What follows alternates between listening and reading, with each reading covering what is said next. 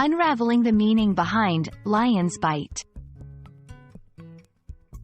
Hello, everyone. Welcome back to our English language learning channel. Today, we're diving into a fascinating phrase, lion's bite. This phrase isn't just about wild animals, but it's a colorful part of the English language that offers rich meaning.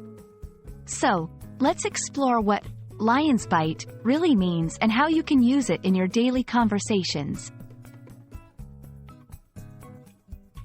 The phrase, lion's bite, is not a commonly used idiom in English, and it might not be found in standard dictionaries or phrase books. However, it can be interpreted in two ways. First, literally, as the bite of a lion, which is powerful and fearsome.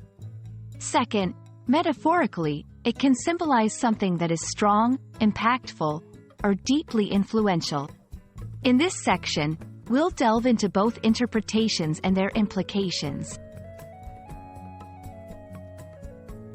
When taken literally, a lion's bite refers to the actual bite from a lion. This imagery evokes strength, power, and possibly danger or ferocity.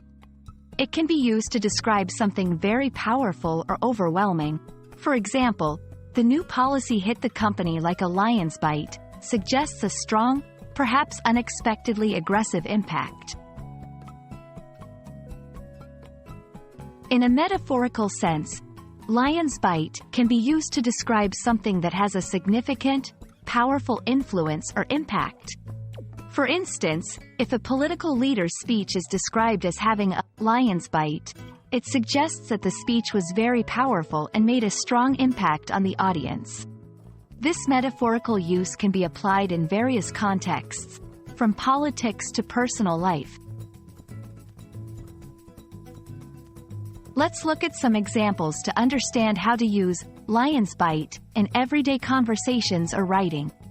1. Her words had the lion's bite, leaving everyone in the room speechless.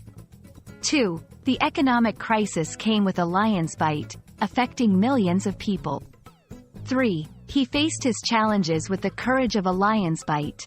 In these examples, the phrase is used to highlight the strength, intensity, or profound impact of something. I hope this video helps you understand the phrase, lion's bite, and how you can use it in your English conversations and writings. Remember, language is not just about words, but also the vivid imagery and emotions they convey. Keep practicing, and don't forget to use these expressions to add color to your English. Thanks for watching, and see you in our next video.